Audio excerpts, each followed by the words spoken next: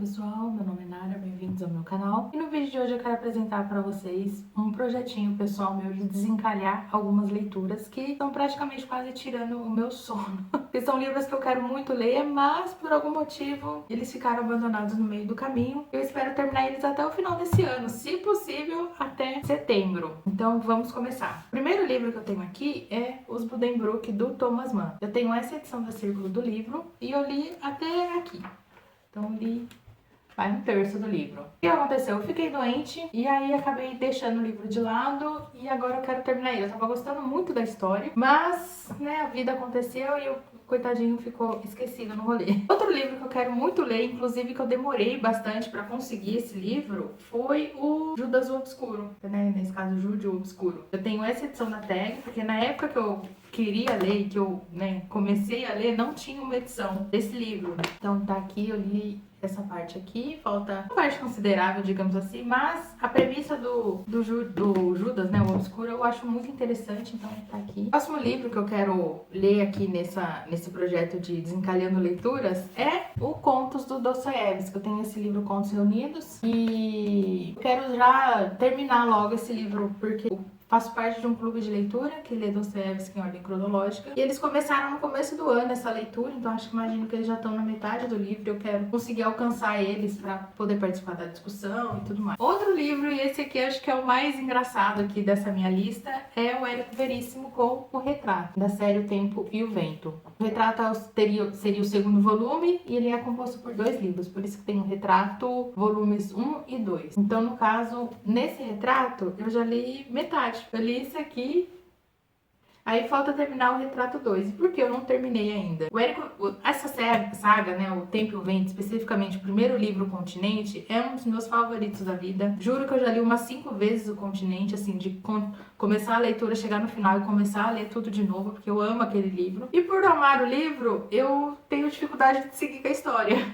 Então eu quero pelo menos terminar o Retrato. E aí o Arquipélago, que seria o terceiro volume, a gente vê aí o que faz pela frente, porque eu não quero me despedir dessa história, mas ao mesmo tempo eu quero terminar essa saga, porque eu quero saber o que acontece com essa família. Então tá aqui o Retrato. Então nesse caso eu faria o maior esforço do mundo, só que não de reler, né, o primeiro Retrato, o primeiro volume, para conseguir continuar lendo o segundo. E por fim, acho que o livro mais controverso dessa minha lista é o David Copperfield. Eu tenho essa edição da Penguin e eu cheguei na página, 911, capítulo 50. O sonho do Sr. Pegott se realiza. Então, literalmente já li tudo isso e falta só isso aqui pra ler. E eu não consigo terminar porque eu achei, né, um livro muito chato. Se você gosta do livro, recomendo você não continuar vendo esse vídeo, porque provavelmente só eu falando mal desse livro. E o que acontece? Tô achando esse livro muito repetitivo, mas assim, muito repetitivo mesmo. No ponto de quando chega um personagem, você já sabe como vai ser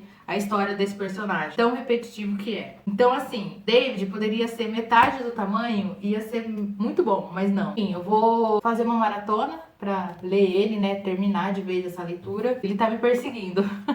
Eu fico pensando que eu já li 900 páginas e só falta 200 pra terminar e eu não termino. Então é isso. Até o próximo.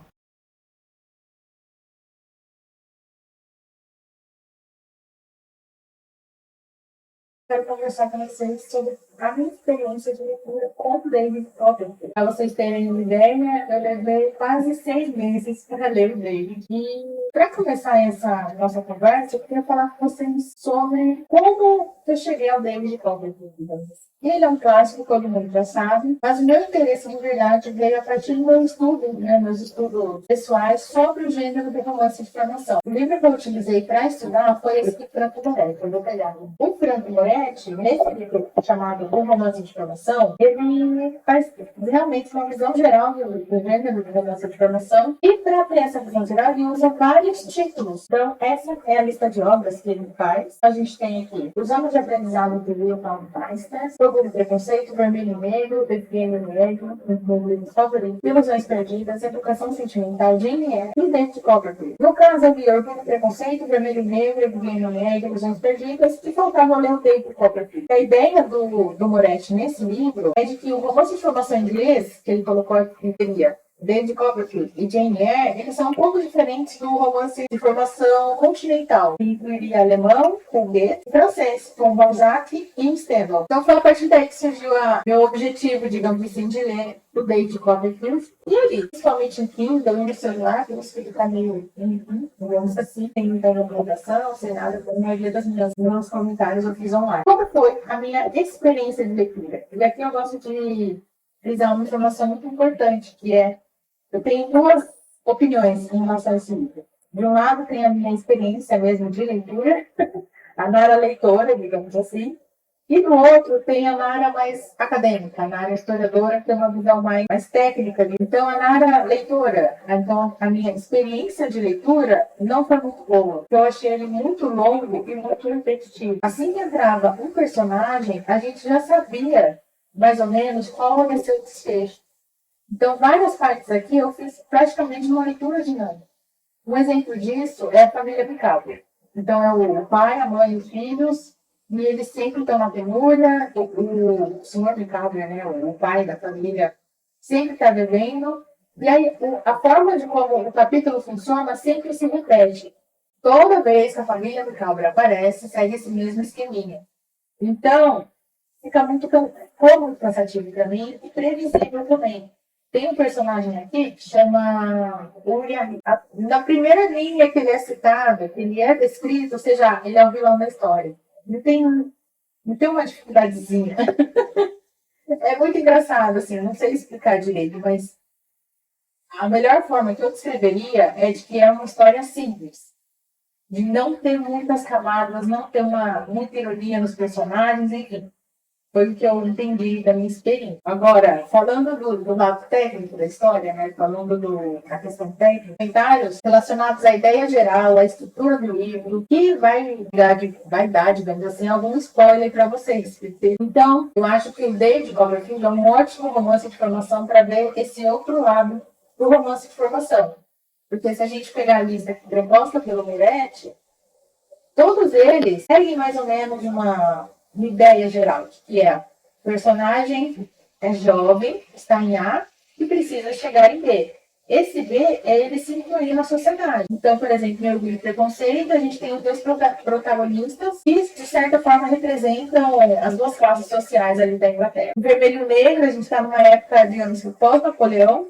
Então, a gente tem um personagem que tem uma mentalidade da época de Napoleão tentando se inserir no mundo da restauração. E a Viviane Niegel é mais ou menos a mesma coisa. A gente tem um personagem que foi influenciado por essas ideias de Napoleão que está numa Rússia czarista que a censura está bem forte. E Ilusões Perdidas também tem um personagem que quer se inserir na sociedade, mas a forma dele fazer isso é através do dinheiro, é através da moda. Inclusive, por causa de Ilusões Perdidas, eu quero, assim, projeto de vida seria ler a comédia humana do Balzac. Eu acho isso muito interessante. E aí aparece o nosso David Copperfield. Então aqui a gente tem a formação do David, a gente tem a história dele criança. E curiosamente, ou talvez isso seja uma coisa interessante para se perceber, é que a gente tem pouquíssimas páginas sobre a adolescência dele. Se não me engano, é 2 páginas sobre a adolescência dele. A gente tem mais ou menos umas 200 páginas, mais ou menos umas 200 páginas sobre a infância dele, todos os mal-bocados que ele passou, a questão da mãe, do padrasto. Depois, umas 2 páginas sobre a adolescência dele. E depois, todo o resto da história seria o que hoje a gente entende como jovem adulto. Não é mais adolescente, ele tá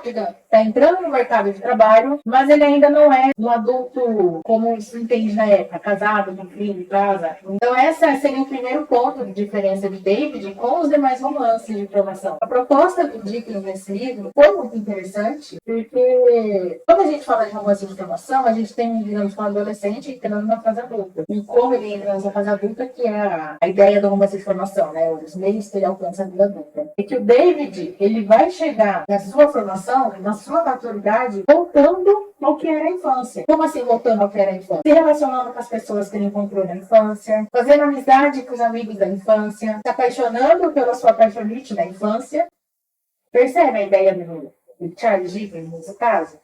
A fase adulta está prevista na infância. Então, se você seguir os ensinamentos da infância, você vai chegar na fase adulta e nos felizes para sempre, digamos assim. Se você se desviar desse caminho, aí vem um monte de problema. O meu lado teórico gostou mais do livro do que minha experiência, meu lado leitora disso. Porque você começa a ver algumas partes de livro que são muito interessantes. Então, por exemplo, ótimo, a gente tem a formação do David aqui. Como que os personagens participam dessa formação dele? Uma coisa interessante é que todos os personagens aqui são meio que caricaturas, que a gente não tem realmente um desenvolvimento deles. A Agnes, por exemplo, o David conhece quando criança, e a Agnes é um anjo criança e continua sendo até a fase adulta. Sim, mas o Freddles, que vira amigo dele, na fase adulta, ele conheceu no período da infância, na escola, e aí na vida ele se distanciou do Treadles e ficou amigo do Stifford. Seria a ovelha negra. Percebem o que eu quero dizer? Ele fazendo amizade com as pessoas que ele se relacionou na infância, ele vai ter a formação dele completa. Para quem não leu ainda, eu vou deixar um aviso bem sincero, que é: se prepare, que vai ter algumas repetições. Não sei, assim, depende de cada pessoa, se gosta ou não gosta. Eu particularmente não gosto. Acho que 2 vezes ali vai ser bacana, dar um alívio cômico, mas várias vezes acontece,